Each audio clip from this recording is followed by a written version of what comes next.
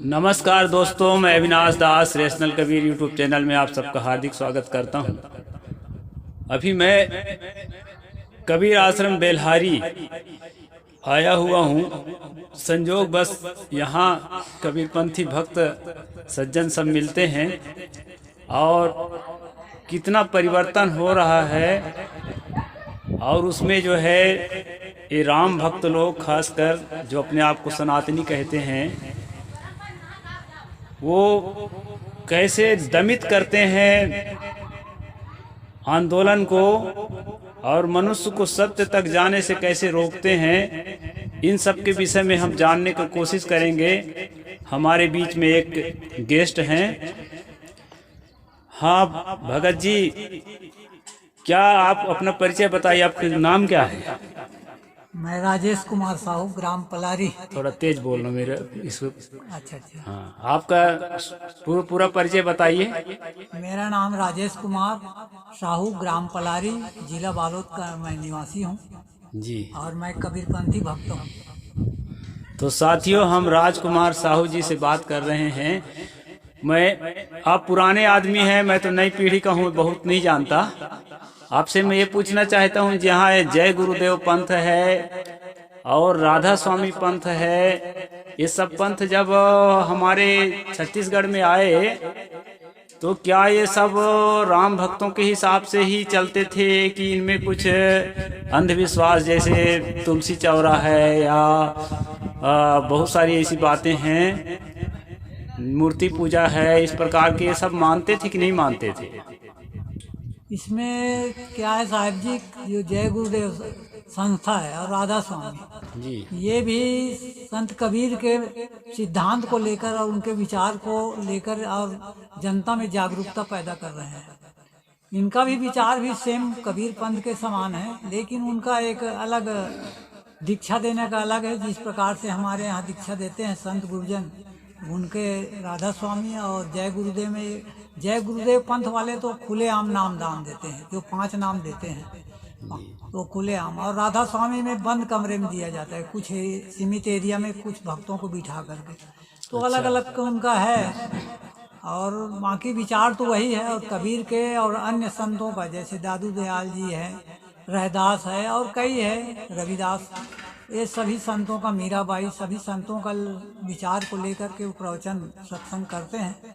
और शाकाहार और मांसाहार, इन मांसाहार को छोड़ने की नशा मुक्ति, इस प्रकार से उन लोगों का अभियान है जो भक्तों को मांसाहार और शुद्ध शाकाहारी बनने के लिए और नशा मुक्त समाज बनाने के लिए प्रयास में लगे हुए हैं। तो ये तो अच्छी बात है, कम से कम नशा से निकाल रहे हैं, मांसाहार से निकाल रहे हैं। लेकिन ये मूर्ति पूजा और ब्राह्मणों की गुलामी और ये तमाम तरह की जो अंधविश्वास है, उस पर इन लोगों की क्या चर्चा रहा करती है?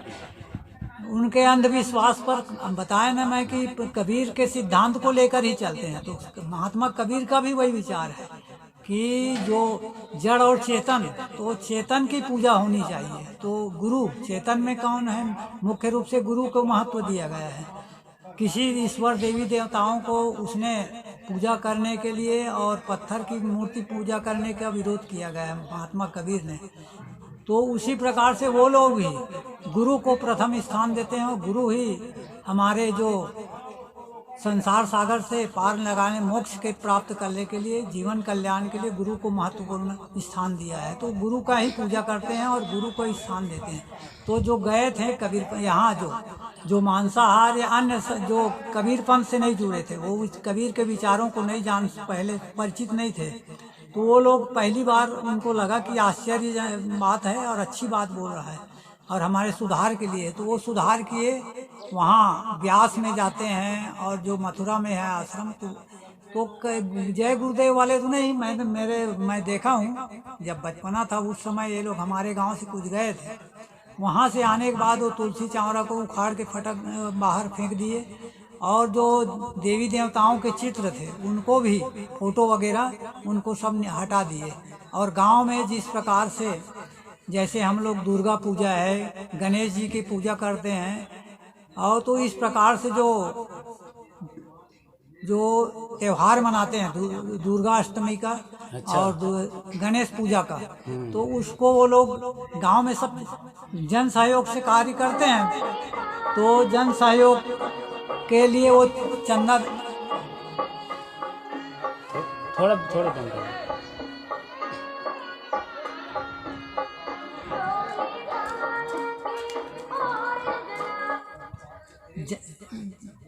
ये जो भी कार्यक्रम है, जो गणेश पूजन का कार्यक्रम है और जो दुर्गा अष्टमी का, दुर्गा पूजा का, तो उस समय हम लोग गांव में चंदा मांगते थे, जन सहयोग से कार्य करते थे पहले।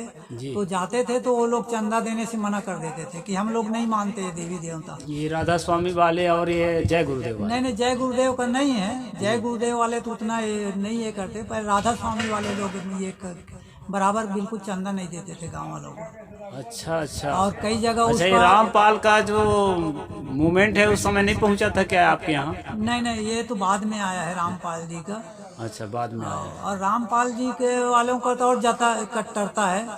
वो जो सिद्धांत एक ही है, लेकिन वो लोग जो हम और ये लोग अब जो बता रहे थे कि जो चंदा नहीं देते थे, अब लोग कुछ समझ गए और धीरे धीरे ये लोग अब देने लगे हैं कुछ और कुछ है इक्का दुक्का नहीं देते। फिर बस गांव वाले उसको उतना नहीं लेते, पर कई गांव में उसको बहिष्कार कर दिया और गांव से बाहर भी कर दिए थे, उसको समाज से छोड़ दिए थे। इस प्रकार से वातावरण उस समय बना था। रामपाल वालों का भी अभी है हर जगह, जहाँ भी है उसको गांव से बहुत लोग तो छोड़ दिए हैं उसको भी।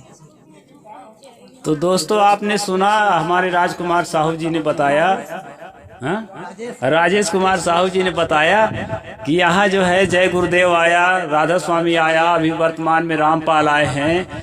तो बहुत तरह के अंधविश्वासों को मिटाने का प्रयास किया और जो है दुर्गा गणेश के लिए चंदा देना तक के लिए इनकार करने लगे लोग। और बाद में जो है क्या हुआ, उनको जो है दमित करने के लिए गांव से बहिष्कार करना शुरू कर दिया गया और बहुत तरह से प्रताड़ना देने लगे। और इस तरह प्रताड़नाओं से पीड़ित होकर के जनता फिर से चंदा देने लगी और फिर से रामचरितमानस का पाठ करने लगी और अंधविश्वास जो है गहरा होता चला गया। तो ये जो है छत्तीसगढ़ की स्थिति है। सीधे साधे लोगों को साम दाम दंड भेद सब प्रकार के जो है प्रयोग करके और अंधविश्वास में फंसाया जाता है। रामचरितमानस में, राम भक्ति में, श्रीमद् भागवत में, कृष्ण भक्ति में फंसाया जाता है। और राधा स्वामी का मूवमेंट भी यहाँ फीका पड़ गया है, जय गुरुदेव का मूवमेंट भी यहाँ फीका पड़ गया है। अभी रामपाल का मूवमेंट फीका तो नहीं पड़ा है, लेकिन उनको गांव से बाहर निकाल दिया जाता है और जो है समाज में उनको शामिल नहीं किया जाता है। इस प्रकार से यहाँ की स्थिति है दोस्तों। अब आप समझ सकते हैं कि मेरे जैसा आदमी जो रेशनल हो, जो तर्कशील हो, उसको कितनी परेशानियों का सामना करना पड़ता है। तो आप सबसे निवेदन है कि चैनल को अधिक से अधिक लोगों तक पहुंचाएं और जो है शेयर करके अपने मित्रों तक पहुंचाएं और लाइक करें, कमेंट करें, ताकि मैं अपने मूवमेंट को आगे बढ़ा सकूं। साहेब बंदगी, जय जोहार, जय भीम, जय भारत।